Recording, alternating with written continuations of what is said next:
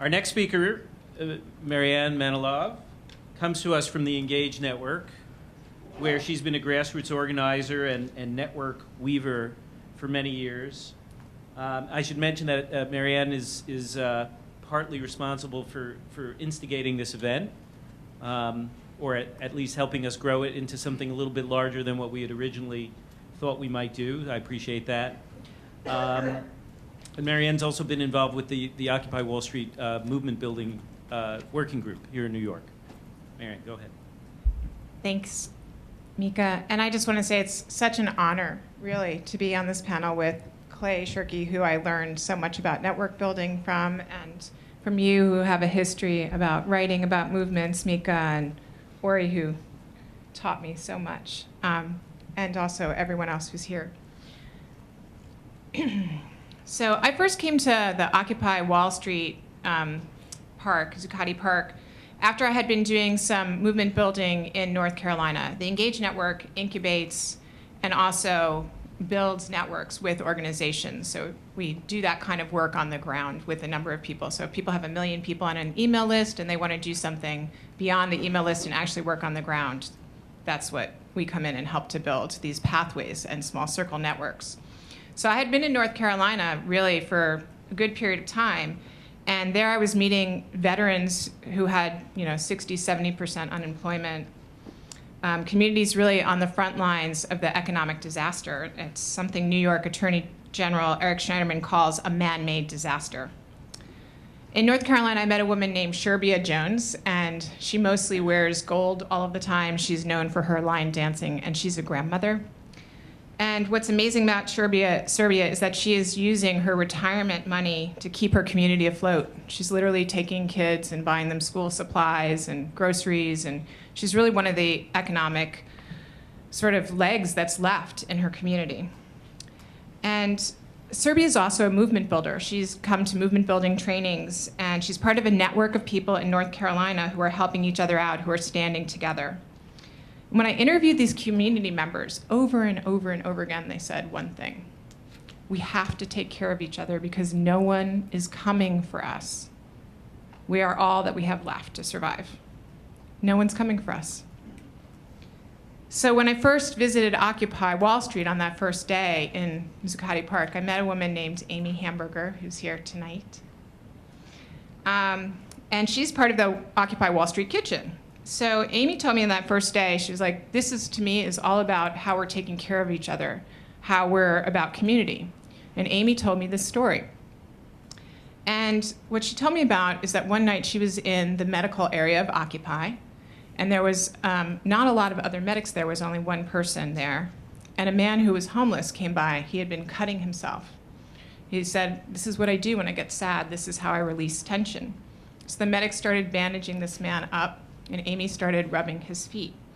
But some of the newer people who had come to Occupy, because of course Occupy has a lot of people at that time coming into the park, really felt that this man was a danger in some way. They were afraid of him, and so they got the new people from Occupy Security, and they got the police, and they sort of said to the man, why don't you come out of the park? And they took him to a mental hospital.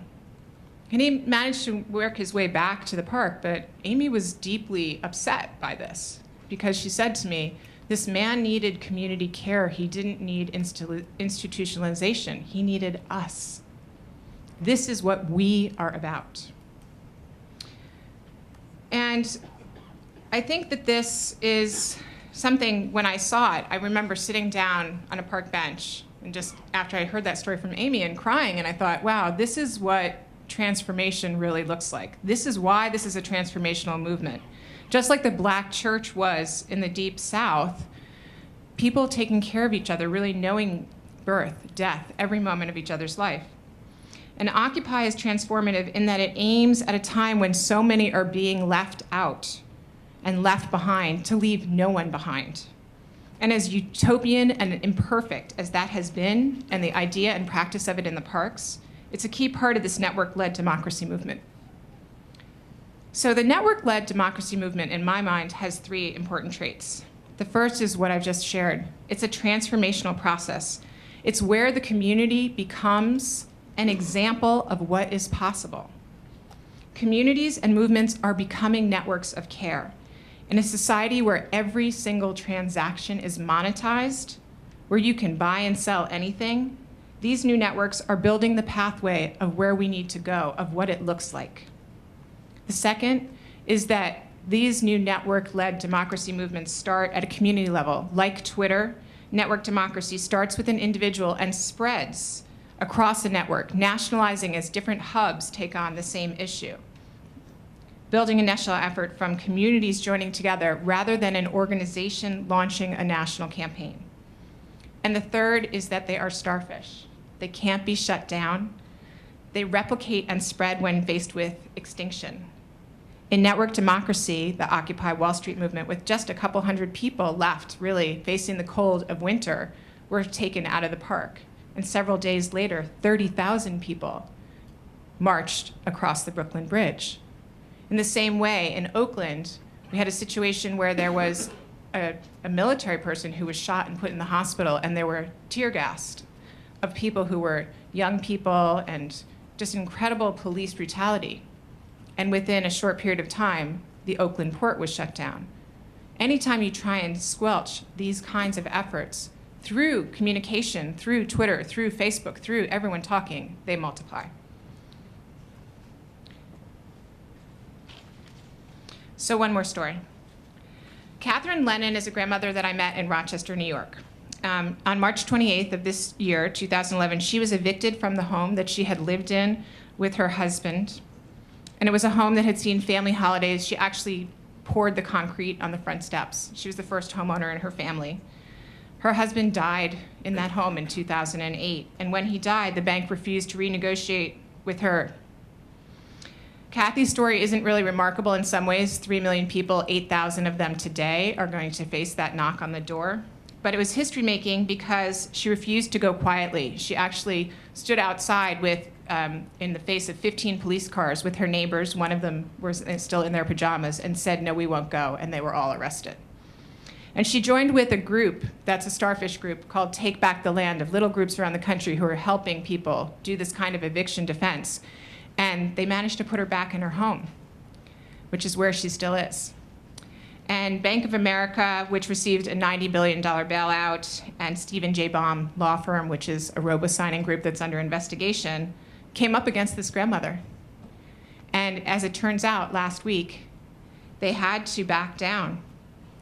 They asked for an indefinite suspension in her case because they cannot prove that they had the right to foreclose in the first place. Kathy, to me, is the Rosa Parks of the foreclosure movement. Her case asks, what happens when someone is evicted when the ownership of the house is in legal limbo? And this is something that's faced by people all over this country. The bank has said it will never give her her home because it would set a precedent, and she's continuing her fight. But Kathy Lennon's story is a great example of this movement because it's not just about her home. Kathy was one person in Rochester, but in Ohio and Atlanta, people who were being foreclosed on came to the Occupy encampments and said to them, please come and be with us, come and help us stay in our homes.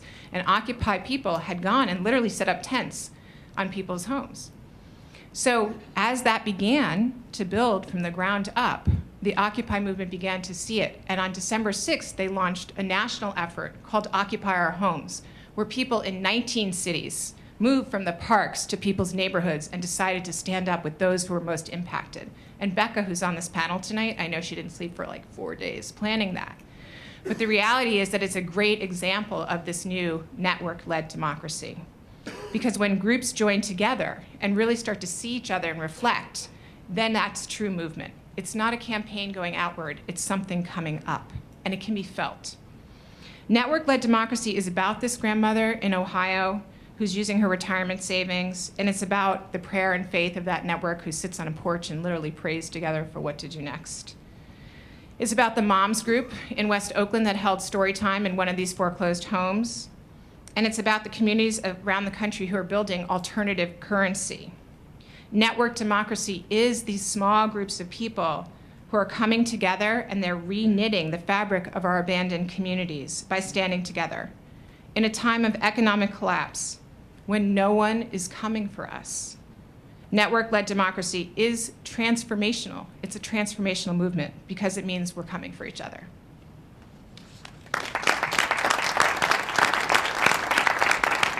I think Wisconsin was a game-changing situation, very much, and you see a lot of people having the narrative of what was possible. You know, there was a morning that we were up all night, right? And we came to the park here in New York City, you know, after the park had been taken, and somebody said, we need breakfast. And they said, well, we could get pizza in Wisconsin. The store opens at 6:20. Can we feed 1,000 people breakfast in the next 20 minutes? And we did, and like everyone tweeted, and we knew that it was a Wisconsin moment. So in some ways, it's so embedded in our bodies, some of the ways and things that happened there, but you're right, it should have been mentioned. I'm also, though, when I think about Wisconsin, I think about the comment you made about the control, right, of the internet, because I'm aware of what the cost, the financial cost to fight, that governor's fight. I donated to it, I know the numbers, and so when I think about movements that are citizen-powered, and I think about the institutions and the organizations, you know, particularly the unions that came in and the level of expenditures that were there to make that point, I am also really aware of what that is, and that we can't fight that fight in, I don't know, 22 places, really, at the same time when people are being foreclosed on. And it really, it breaks my heart in that way, and so I'm left with this question about it. And in the same way, I'm left with the question, like, we don't have the money to run the new Facebook. Everyone talks about it, and everyone talks about getting off Facebook, or, you know, we don't have one that's owned by progressives. We all talk about building it, but it's not like there's not somebody who's a billionaire who steps up and says, here you go, build it, it's free, now have it.